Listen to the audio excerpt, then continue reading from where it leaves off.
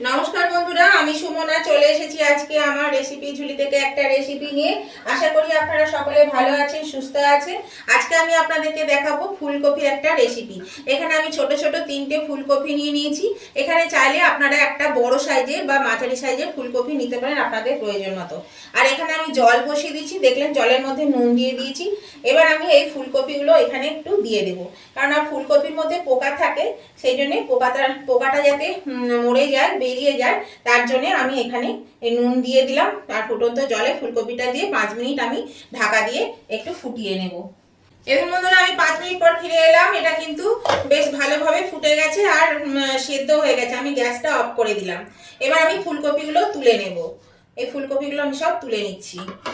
এর বন্ধুরা এখানে আমি একটা কড়া বসিয়ে দিয়েছি আর এখানে খুব সামান্য তেল দিয়েছি। আর এখানে দিয়ে দিলাম একটু নুন, হাফ চামচেরও কম।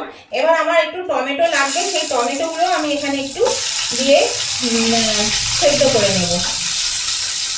এটা ঢাকা দিয়ে দেব, ঢাকা দিয়ে আমি এটা একটু সিদ্ধ করে নেব। এরকম বন্ধুরা টমেটোগুলো সিদ্ধ হয়ে গেছে আর এরকম খোসাগুলো কেমন ছেড়ে যাচ্ছে। এই খোসাগুলো তুলে নেব। খোসাগুলো ছাড়িয়ে নিয়ে আমি এই টমেটোগুলো আগে তুলে নিই। গ্যাসটাকে অফ করে দিচ্ছি। টমেটোগুলো তুলে ঠান্ডা করে আমি এটা ভালো করে পেস্ট করে নেব একটু। এবার বন্ধুরা আমি একটা মশলা বানিয়ে নেব। তার জন্য এখানে আমি একটা বাটি নিয়ে নিয়েছি। এর মধ্যে দিয়ে দিচ্ছি জিরে বাটা 1 চা চামচ, ধনে বাটা 1 চা চামচ, হলুদ পরিমাণ মতো, নুন পরিমাণ মতো, এখানে নিয়েছি কাশ্মীরি লঙ্কা গুঁড়ো হাফ চা চামচ, ধনে পাতা কুচি একটু পরিমাণ মতো নিয়েছি, পেঁয়াজ বাটা 2 চা চামচ, তারপরে গরম মশলা হাফ চা চামচ, রসুন বাটা 1 চা চামচ, চিনি আর দেবো আদা বাটা। আদা বাটা 1 চা চামচ দিচ্ছি, লঙ্কা বাটা ঝাল অনুযায়ী 1 চা চামচ দিয়ে দেবো, একটু সর্ষের তেল আর দিয়ে দেব এই যে আমি টমেটোটা পোড়ালাম, এখানে 2 চা চামচ, 2 টেবিল স্পুন দিলাম। এবার আমি এই মশলাটা ভালো করে মাখিয়ে নেব। আর এর মধ্যে দিয়ে দেব এই যে আদা রসুন বাটা, পেঁয়াজ বাটা আর টমেটোটা পেস্ট করার যে জলটা, সেই জলটা এর মধ্যে একটু মিশিয়ে দেব। এই জলটা একটু দিলাম আর বাকি জলটুকু আমি দিয়ে দিলাম। এই জলটা দিয়ে আমি ভালো করে এটা একটু মিশিয়ে নিচ্ছি। এবার আমি কি করব দেখতে থাকুন। এই বন্ধুরা এটা আছে ভালো করে মিশিয়ে নিয়েছি। আর আমি আজকে ধনে জিরে কিন্তু শিলে বেটে নিয়েছি। এই যে ফুলকপিটা আমি নিয়েছি, ফুলকপিগুলো এবার আমি এর মধ্যে দিয়ে দেব, দিয়ে ভালো করে মশলাটা মাখিয়ে দেব। এরকমভাবে মশলাটা ভালো করে মাখিয়ে দেব। হ্যাঁ বন্ধুরা, আজকে আমি দেখাবো আপনাদের গোটা ফুলকপির রোস্ট। এটা খেতে দুর্দান্ত লাগে, মানে কি বলবো, খুবই সুন্দর লাগে। তো সেই জন্য আমি গোটা ফুলকপি করছি, ছোট ছোট, যদিও এটা বড় হলে ভালো হয়।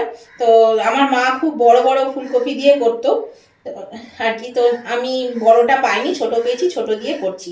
তো এটা দেখুন মাখিয়ে নিলাম। আমি 3টে ফুলকপি নিয়েছি, 3টেই আমি মাখিয়ে নিচ্ছি। এখানে মনে হচ্ছে একটু হলুদ লাগবে, তাই একটু হলুদ দিয়ে দিচ্ছি। দেখুন এখানে হলুদ দিয়ে দিচ্ছি, হলুদটা আমি এর মধ্যে মাখিয়ে নিচ্ছি। হলুদটা ভালো করে মাখিয়ে নিলাম। এবার এই ফুলকপিগুলো আমি এর মধ্যে ডুবিয়ে ডুবিয়ে আমি কড়াইয়ে ছাড়বো। তো চলুন আমি এবার কড়াইয়ে আপনাদেরকে দেখাচ্ছি। এই দেখুন বন্ধুরা, এই কড়াইয়ের মধ্যে তেল দিয়ে আমি হাফ চামচ জিরে আর 4 টুকরো শুকনো লঙ্কা আমি দিয়ে দিয়েছি এর মধ্যে। এবার আমি এখানে দেবো একটা তেজপাতা, 2 টুকরো তেজপাতা দিয়ে দিলাম। এই যে ফুলকপিটা আমি মাখিয়েছি, এই ফুলকপিটা এর মধ্যে আমি এবার দিয়ে দেব। মশলা সমেত ফুলকপিটা এর মধ্যে দিয়ে দেবো। এবার বাকি 2টো ফুলকপি আমি এইখানে মশলা মাখিয়ে নিই, তারপরে একবারে দিয়ে দিচ্ছি। আর নতুন বন্ধু যারা আমার চ্যানেলে নতুন এসেছে, প্রথম এসেছেন, দেখছেন আমার ভিডিওগুলো, তাদের কাছে আমার অনুরোধ, অবশ্যই কিন্তু আমার চ্যানেলটা সাবস্ক্রাইব করে আমার পাশে থাকবেন আর পাশে থাকা বেলটা অবশ্যই ক্লিক করে দেবেন। তাহলে আমি যখনই আমার নতুন নতুন ভিডিও আপলোড করব, সাথে সাথে নোটিফিকেশন আপনাদের মোবাইলে পৌঁছে যাবে আর সবার আগে আপনারা আমার ভিডিও দেখতে পাবেন। আর আমার উভয় বন্ধুরা ভিডিও দেখতে দেখতে যদি এখনো পর্যন্ত লাইক দিতে ভুলে গিয়ে থাকেন, তাহলে অবশ্যই কিন্তু লাইক বাটনটা প্রেস করে দেবেন। আপনাদের একটা লাইক আমাকে এগিয়ে নিয়ে যেতে অনেকটা সাহায্য করে। আর আজকে রেসিপিটা আপনাদের কেমন লাগলো, এই ফুলকপি রোস্ট, গোটা ফুলকপি রোস্ট, তাহলে সেটা জানাতে অবশ্যই কিন্তু কমেন্ট করবেন।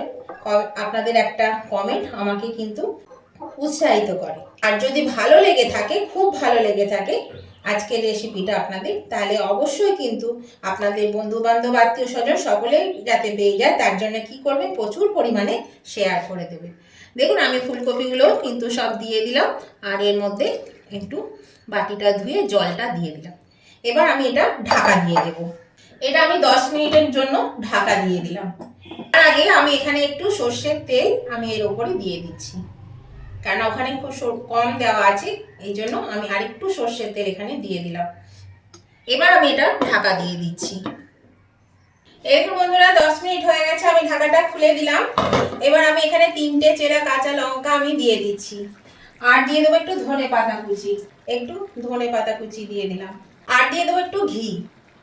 এই ঘিয়ের গন্ধটা কিন্তু খুবই ভালো লাগে, আর এইটাতে মশলার একটা গন্ধ থাকে, এই মশলার গন্ধটা কিন্তু মানে এটা স্পেশাল, মানে এই যে সব রকম মশলা দিয়েছি সেই মশলার একটা গন্ধ এই রান্নাটার মধ্যে পাবেন, আর এটার গন্ধটাই হচ্ছে স্পেশাল, এই গন্ধটাই ভালো লাগে মশলা। তো এর মধ্যে ঘি দিয়ে দিলাম, একটু আমি নেড়ে দিচ্ছি আশেপাশে, আর এর মধ্যে একটু এগুলো তুলে দিচ্ছি, নামিয়েও দিলাম। তো এটা কিন্তু হয়ে গেছে। এবার আমি এই দেখুন সিদ্ধ হয়ে গেছে, এই দেখুন সিদ্ধ হয়ে গেছে, এই যে সব সিদ্ধ হয়ে গেছে। আমি এটা গ্যাসটা অফ করে দিয়ে 2-3 মিনিট আমি এটা স্ট্যান্ডিং টাইমে রেখে দেবো। ঢাকা দিয়ে দিচ্ছি, দিয়ে গ্যাসটা অফ করে দিচ্ছি। 2 মিনিট হয়ে গেছে, আমি ঢাকাটা খুলে দিলাম। এবার আমি এটা নামিয়ে নেব, সার্ভিসিং ডিশে নামিয়ে নেব। এবার হ্যাঁ বন্ধুরা, আপনাদের মনে প্রশ্ন থাকতে পারে যে এরকম গোটা গোটা ফুলকপি কি খাবো নাকি এত বড় বড়? কিন্তু একদমই না, গোটা গোটা কেন খাবেন, এটা কিন্তু আপনারা কেটে কেটে খাবেন। যখন পরিবেশন করবেন তখন অবশ্যই কিন্তু যে যেমন খাবেন সেই রকমভাবে কেটে কেটে পরিবেশন করবেন। গোটা গোটা ফুলকপি খাওয়ার কোনো প্রয়োজনই নেই। তো এটা দেখুন আমি তুলে নিলাম। তো চলুন আমি ঠিক করে সব তুলে নিই। এরকম বন্ধুরা আমি নামিয়ে নিয়েছি। আর এই রেসিপিটা কিন্তু ভীষণই ভালো লাগে খেতে, গরম গরম ভাতের সঙ্গে গরম গরম যদি এই ফুলকপি রোস্ট খাওয়া যায় দুর্দান্ত খেতে হয়। আর এটার যে একটা মশলার গন্ধ, এটাতেই কিন্তু ভাত খাওয়া হয়ে যায়, এটা ভীষণ ভালো লাগে।